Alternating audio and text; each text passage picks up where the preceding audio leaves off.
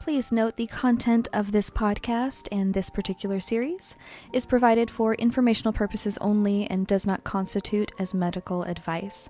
Please consult a licensed healthcare professional for guidance.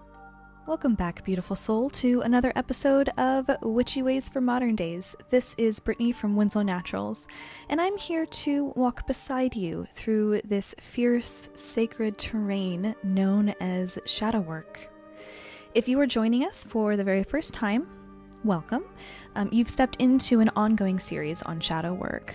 We have been going through shadow work and how it affects us and how it can help heal us over the past 7 weeks. So please, I suggest listening to those in order before you get to this one.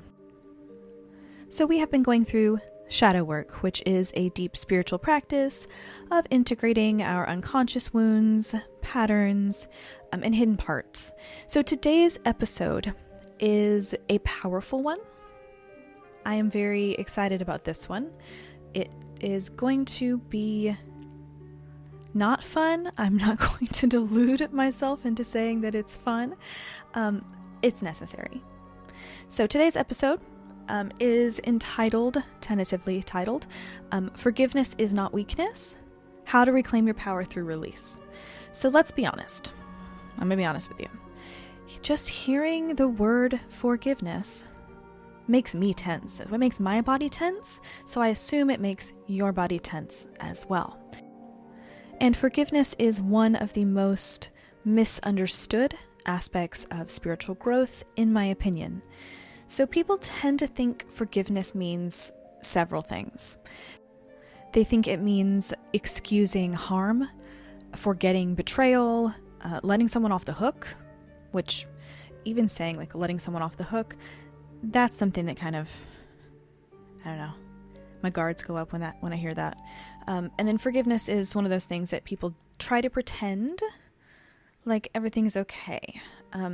But in shadow work, forgiveness is not about excusing the pain. It's not about bypassing pain.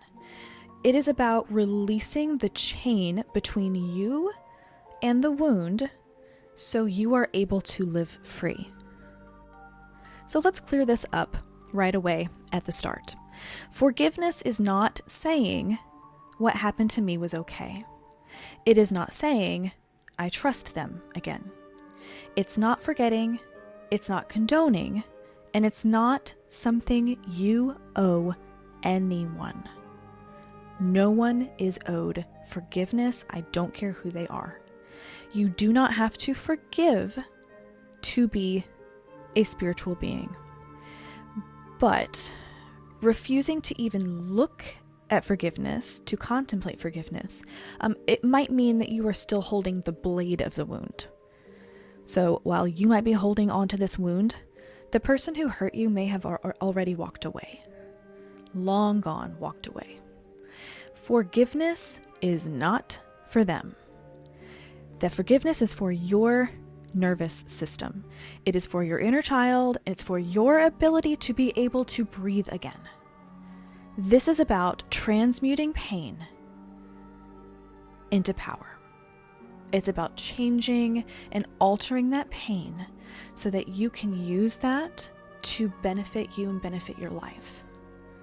So let's get extra witchy for the moment. All right, so we're going to think of our energetic body, our energy body, as a luminous web. So you're going to consider it to be your aura. So let's picture whatever color aura you think that you have, or possibly you've been told or see that you have. You're going to picture that color around you. That is your energy body. Now, every resentment that you have, we're going to picture it as a cord attached to that wound. So that cord may link to a parent who failed you. It could link to a lover who betrayed you, a friend who ghosted you, a boss who abused their power. And now imagine how many cords are pulling on your life force, pulling on that aura around you. So you can see it in your mind's eye. You can see those cords being pulled and the color being pulled away from your body in too many areas. You're being pulled and stretched thin by these held resentments and lack of forgiveness. So forgiveness is cutting that cord. You are not cutting the cord out of love for them, but of deep devotion to your own healing. So when you do not forgive, you stay energetically bound to the person or bound to that memory. That doesn't mean that you're letting that person back into your life or that energy back in your life when you forgive and cut the cord. It means that you're going to unhook your energy from that cord and stop bleeding your power. Your power is bleeding through that cord and going straight to that wound and staying there. And this is about healing it. We will not be energetically bleeding anymore. So forgiveness does feel impossible a lot of the time. I know that sounds true. It rings true to a lot of people. It rings true to me. It feels impossible a lot of the time. So we're not going to pretend that this is easy. Nope, not going to pretend that. Some of you listening have endured deep, systemic, soul-level harm. Abuse, abandonment, injustice, violence. And sometimes forgiveness feels like a betrayal of your pain. It feels like letting your abuser win. And here's the truth. You don't have to forgive all at once. Forgiveness can come in layers. It can come in sections, in spirals, in moments when the wound doesn't burn quite as hot as it did the day before. So sometimes the first step is not forgiving them, it's forgiving yourself. You need to forgive yourself for not knowing better, for staying too long, for believing the lies, for loving someone who's harmed you. Your forgiveness journey is your own, and I want you to keep this in mind. Your forgiveness journey is holy and sacred to you. It is sacred to you, and it is yours alone. So you know what's easy? What's easy about this? Revenge fantasies. Super easy to concoct, super easy to bring up in your mind. Clinging to bitterness. Fairly easy. Doesn't take much energy. Playing the victim, because it's familiar. That's easy too. Forgiveness, though. Forgiveness is revolutionary. It really is. So it says things like, you no longer have power over me, or I reclaim my peace, or I will not let this wound define me. When you forgive, you're not shrinking. You're not shrinking. You are rising. You become someone who survived the fire and is now able to light candles with that same fire. And that's the magic of alchemy. And speaking of alchemy, we will certainly go into that at some point. We'll have a podcast episode dedicated to that, which will be interesting. Have to write that idea down. Okay, so I'm going to start with a few rituals that you can do to begin to go through the shadow work process with forgiveness. And like I've stated before, the rituals I'm telling you can be used as a template. You don't have to follow me at all. You don't have to follow me 100%. You don't have to follow me 50%. You can take what I'm telling you and you can transform it into something that works for you. Okay? So your craft is your own. You never have to listen to another soul. I'm just going to give you some suggestions and some ideas, and I want you to run with whatever works for you. So we're going to get into the healing work.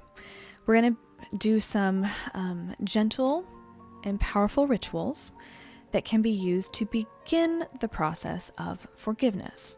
So the first one I want to tell you about is the forgiveness letter.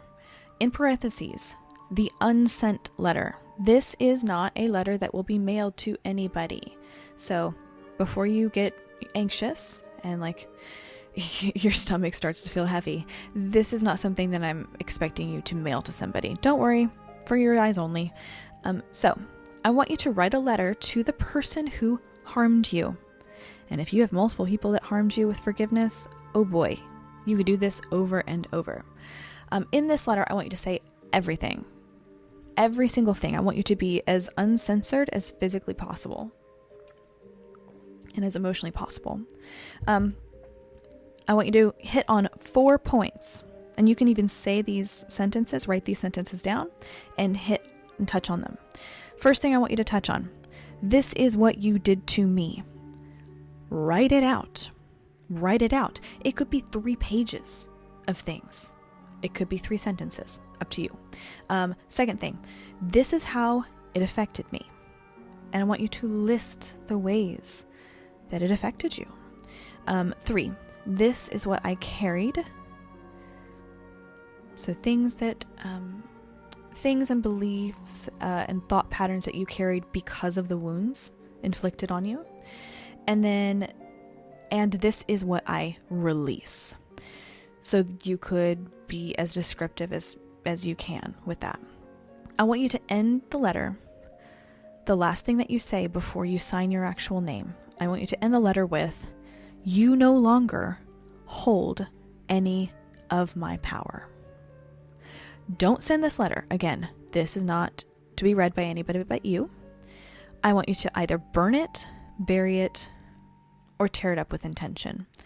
Personally, with unsent letters, in anything with spirituality and unsent letters, I'll write it out, fold it up. I will burn it in a fire-safe bowl.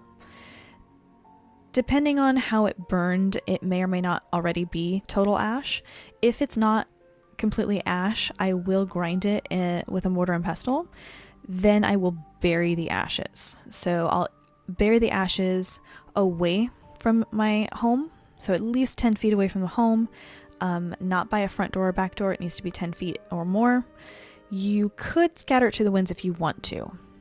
That is a possibility. I don't tend to do that, but you could do that. And then I want you to light a white candle and say these words: I forgive to be free. I forgive to be whole. Now, another thing you can do is a cord cutting ritual. And this is a simplistic version of a cord cutting ritual. If you have a very deep soul tie with a person, that is going to be a separate version of cord cutting. And that can be addressed at a different time. This is a cord cutting for forgiveness. So I want you to gather a candle, either black or white. It needs to be either a tea light or it needs to be a chime candle, like the 4-inch tall chime spell candles. Because trust me when I say, you're not going to want to sit around all day to watch a candle burn. And that's going to be important. So I want you to grab either a black or a white candle. I want you to have 2 pieces of thread or string or whatever, tie them together in a knot. And then I want you to get a bowl of salt water, and then preferably an oil. You don't have to have an oil, but I would recommend it.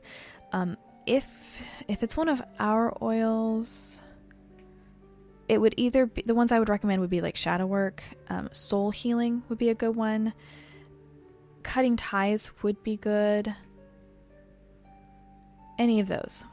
There's more than just that would work. So I want you to hold the 2 threads. I want you to knot it as you say this. This cord once served to teach, and now I choose release. I want you to cut that knot, drop both halves into the salt water. I want you to drip about 3 drops of whatever oil you have into that water. Let the thread soak. And then I want you to let that candle burn down as you sit in silence and contemplation. This is why you need a tea light or a chime candle, otherwise you're going to be sitting around all day. So, either of those. And then the most helpful version of a ritual for forgiveness is something I've mentioned before already in this series in a different context. Mirror work. Okay, so you're going to look into your own eyes in that mirror. You're going to say 3 things aloud. These are 3 sentences that can be mantras that you're going to say to yourself, preferably verbatim, once a day. First sentence, I forgive myself for all the times I didn't know better. Second sentence, I forgive myself for being human. Third sentence, I choose to love myself through the pain. Do this every day for 1 week. And I want you to witness how your body starts to soften. I want you to be very cognizant of the changes that happen in your physical and your emotional body as you do this. See, with the you can't see me, but with the mirror work especially, this makes me a bit teary-eyed every single time. Mirror work is extremely powerful. It's hard work, but it is powerful. So if you can, at least try the mirror work ritual. Then if that doesn't work, or if you just want additional help, do a healing waters bath. So in a warm bath, I want you to add rose petals for heart chakra healing, some sort of milk or coconut milk for soothing, a few drops of oil. So this could be lavender oil. This could be like the soul healing oil I was telling you about. You can even use like a calming oil, mental wellness, whatever works for you. And then if you don't have a bath soak mixture, Epsom salt should work fine. You're going to put a little bit into the bath to help you release heaviness. Now, I want you to light a white candle as you bathe and as you say at some point during that bath, I forgive to be free. I forgive to be whole. And then just let yourself soak until that water grows tepid. Blow out the candle. So when you choose to forgive, not because that person deserved it, but because you deserve it, you are clearing space for yourself. You're clearing space for things like joy, creativity, peace, boundaries, self-respect, connection, forgiveness. It's just such a powerful word in relation to anything, but in particular in relation to shadow work. There is a little quote, and I don't know who actually wrote this quote, but I love it about shadow work. Forgiveness is the compost of shadow work. We take what was rotten and let it become nourishment. Isn't that interesting? I love it. So not right away will it become nourishment. It's not going to be perfect. It's not going to be an easy process. But eventually, the soil that is your soul will start to shift. So, my witchy people, if you have been carrying what feels like a blade in your chest, if your fists feel like they've been clenched around memory or pain, if your heart is just tired of holding on to this, holding on to what doesn't serve you and what is only harming, I want you to ask yourself, who am I energetically tied to? What story about my past am I ready at this point in my life to rewrite? And what version of myself deserves to be released from shame? You do not have to rush forgiveness, but you do get to choose it when you are ready. And if you are not ready right now, that's okay. That is okay too. There is power and strength in knowing when you are not capable yet of something. There is strength and power in knowing that your strength is not where it needs to be for this. If this is a part of the shadow work series that you have to skip right now and come back to in a few months, that's okay. There is nothing wrong with that. No judgment here. This one's a heavy one, I understand. And forgiveness is not something that any of us necessarily want to give, right? We like to hold on to resentment. But if you're not ready, you're not ready. And that is okay. That's okay. The work will still be here when you are. And sometimes forgiveness, sometimes forgiving yourself for not forgiving is actually the first layer of this. I wish to thank you so very much for walking this sacred terrain with me today and over the past 7 weeks. So next week's episode is going to explore ancestral shadows, how inherited pain lives in our bones, and how we become the one who breaks the cycle. It's going to be a very powerful one. So until then, I want to remind you that you are worthy of freedom, you are worthy of forgiveness, and you are allowed to heal on your own terms. I will see you in the next episode. Have a wonderful, wonderful week. Blessed be.